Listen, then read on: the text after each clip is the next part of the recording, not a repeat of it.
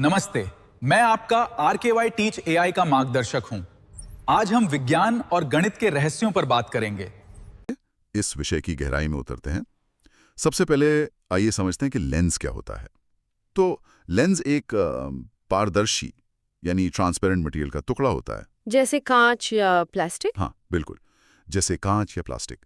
और इसकी दो सतह होती हैं, सरफेसेस, जिसमें से कम एक सतह वो स्पेरिकल यानी गोलाकार होती है। अच्छा, और इसका जो मुख्य काम है वो है प्रकाश की किरणों को यानी लाइट रेस को मोड़ना। तो इसका मतलब ये हुआ कि कोई भी ट्रांसपेरेंट चीज जिसका एक हिस्सा कम से कम घुमावदार या गोल हो, वो लेंस की तरह काम कर सकता है? बिल्कुल। और इसी प्रकाश को मोड़ने के आधार पर लेंस मोटा मोटी दो प्रकार के होते हैं। पहला है कॉन्वेक्स लेंस यानी उत्तल लेंस।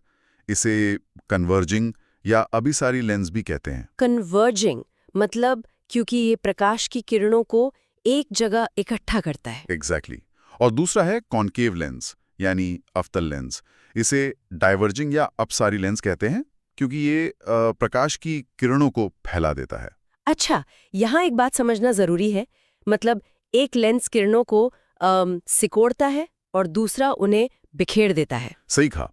अब उत्तल लेंस को थोड़ा और समझते हैं।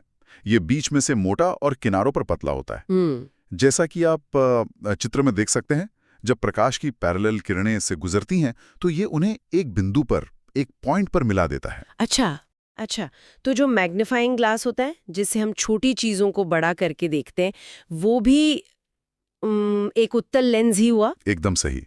वो उत्तल लेंस का एक परफेक्ट एग्जाम्पल है। अब इससे जुड़ी कुछ जरूरी शब्दावली यानी टर्मिनोलॉजी को समझ लेते हैं। जी। पहला है प्रिंसिपल एक्सिस या मुख्य अक्ष। ये एक काल्पनिक सीधी रेखा है जो लेंस को बनाने वाले दोनों गोलों के सेंटर्स ऑफ कर्वेचर से होकर गुजरती है। सेंटर्स ऑफ कर्वेचर मतलब जिन गोलों का हिस्सा लेंस है उनके केंद्र। हाँ, बिल्कुल, जैसा हमने कहा, लेंस दो गोलों का हिस्सा होता है। उन गोलों के सेंटर को ही वक्रता केंद्र या सेंटर ऑफ कर्वेचर कहते हैं। इसका मतलब ये हुआ कि प्रिंसिपल एक्सिस वो लाइन है जिसके चारों ओर लेंस की पूरी ज्योमेट्री को समझा जाता है। एग्जैक्टली। अब देखते हैं कि उत्तल लेंस का इस्तेमाल कहाँ होता है। पहला, हाइपरमेट्रोपिया यानी दूरदृष्टि दोष को ठीक करने के लिए।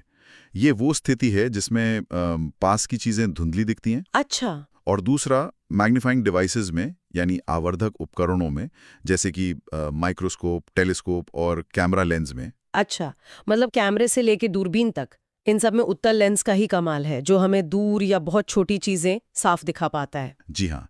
अब बात करते हैं अवतल लेंस की। ये उत्तल लेंस का आप कह सकती हैं उल्टा होता है, बीच में पतला और किनारों पर मोटा। ठीक है। ये प्रकाश की समानांतर किरणों को एक बिंदु से फैला देता है और ऐसा लगता है कि किरणें एक काल्पनिक फोकस या वर्चुअल फोकस से आ रही हैं। अच्छा, तो ये किरणों को इकट्ठा नहीं करता? नहीं, फैलाता है। इसीलिए इसे डाइवर्जिंग लेंस कहते हैं। ये तो बिल्कुल उत्तल लेंस के विपरीत काम कर रहा है। वो इकट्ठा करता है और ये फैलाता है। जी हाँ, और इसी गुण के कारण इसके उपयोग भी अलग अलग हैं। पहला है मायोपिया यानी निकट दृष्टि दोष को ठीक करने के लिए, जिसमें दूर की चीजें साफ नहीं दिखती। बिल्कुल। इसके अलावा कुछ ऑप्टिकल इंस्ट्रूमेंट्स जैसे दूरबीन और बाइनोक्यूलर्स में भी इसका इस्तेमाल होता है। और फ्लैश लाइट यानी टॉर्च में भी। टॉर्च में? हाँ, ताकि प्रकाश फैल सके और ज्यादा एरिया कवर हो सके। तो जिन लोगों को दूर का देखने के लिए चश्मा लगता है, उनके चश्मे में अवतल लेंस होता है। एकदम सही। चलिए अब दोनों के बीच के अंतर को एक टेबल से समझते हैं।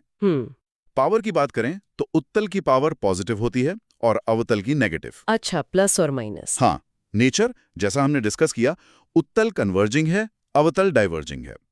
इमेज जो बनती है वो उत्तल से ज्यादातर रियल यानी वास्तविक बनती है। और अवतल से? अवतल से हमेशा वर्चुअल यानी आभासी इमेज बनती है। और आखिर में शेप।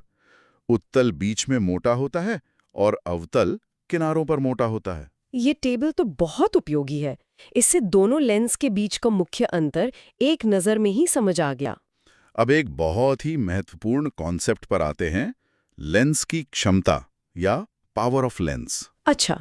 कोई लेंस प्रकाश को कितना मोड़ सकता है, यही उसकी पावर कहलाती है। इसे P से दर्शाया जाता है और इसकी SI यूनिट है डायोप्टर, जिसे हम D लिखते हैं। अच्छा, तो जब हम चश्मे का नंबर बताते हैं जैसे -2 या +1.5, तो वो असल में डायोप्टर में उसकी पावर ही बता रहे होते हैं? बिल्कुल सही। वो डायोप्टर ही होता है। अब एक मजेदार तथ्य जानते हैं। जी। जब किसी लेंस को पानी में डुबोया जाता है तो उसकी प्रकृति, उसका नेचर बदल जाता है। और सबसे दिलचस्प बात यह है कि पानी के अंदर हवा का बुलबुला, हाँ, एयर बबल। हाँ, वो एक अवतल लेंस यानी कॉन्केव लेंस की तरह काम करता है, भले ही वो दिखने में गोल उत्तल जैसा लगता है। ये तो सच में बहुत ही आश्चर्यजनक है। मतलब पानी के अंदर एक हवा का बुलबुला प्रकाश को फैलाता है, इकट्ठा नहीं करता। करेक्ट। चलिए अब विषय के दूसरे हिस्से पर चलते हैं, दर्पण यानी ठीक है। मिरर। दर्पण एक ऐसी चमकदार सतह है जिससे प्रकाश टकराकर वापस लौट आता है। इस प्रक्रिया को परावर्तन यानी रिफ्लेक्शन कहते हैं। अच्छा, और सिल्वर यानी चांदी को सबसे अच्छा रिफ्लेक्टर माना जाता है। इसके मुख्य प्रकार हैं समतल यानी प्लेन और गोलीय यानी स्फेरिकल। मतलब लेंस में प्रकाश आर पार जाता है जिसे रिफ्रैक्शन कहते हैं, और दर्पण में टकराकर वापस आ जाता है यानी रिफ्लेक्शन। यही मुख्य अंतर है। बिल्कुल। पहले समतल दर्पण को समझते हैं। ये एक सपाट सतह होती है, जैसे हमारे घरों में लगा आईना। ये हमेशा आभासी यानी वर्चुअल और सीधा यानी इरेक्ट प्रतिबिंब बनाता है, और इसमें प्रतिबिंब का आकार वस्तु के आकार के बराबर होता है। अच्छा, तभी जब हम शीशे में खुद को देखते हैं तो हम उतने ही बड़े और सीधे दिखते हैं जितने हम असल में हैं। एकदम। अब इससे जुड़े कुछ और रोचक तथ्य हैं। जैसे कि अगर आपको अपना पूरा शरीर देखना है तो दर्पण की लंबाई आपकी लंबाई की कम से कम आधी होनी चाहिए। अच्छा, सिर्फ आधी? हाँ। और दूसरा, यदि दो समतल दर्पण एक दूसरे के समानांतर यानी पैरेलल रखे जाएं तो उनके बीच अनंत प्रतिबिंब, इनफाइनाइट इमेजेस बनती हैं। वाह!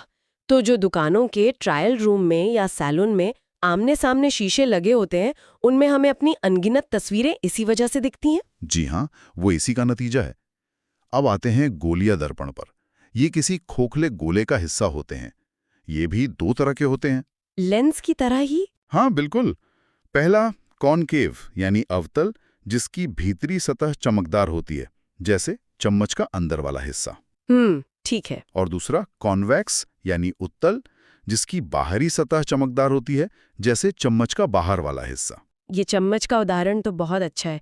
इससे अवतल और उत्तल दर्पण को याद रखना आसान हो गया। अब अवतल दर्पण प्रकाश को एक बिंदु पर केंद्रित करता है, इसीलिए इसे कन्वर्जिंग मिरर भी कहते हैं।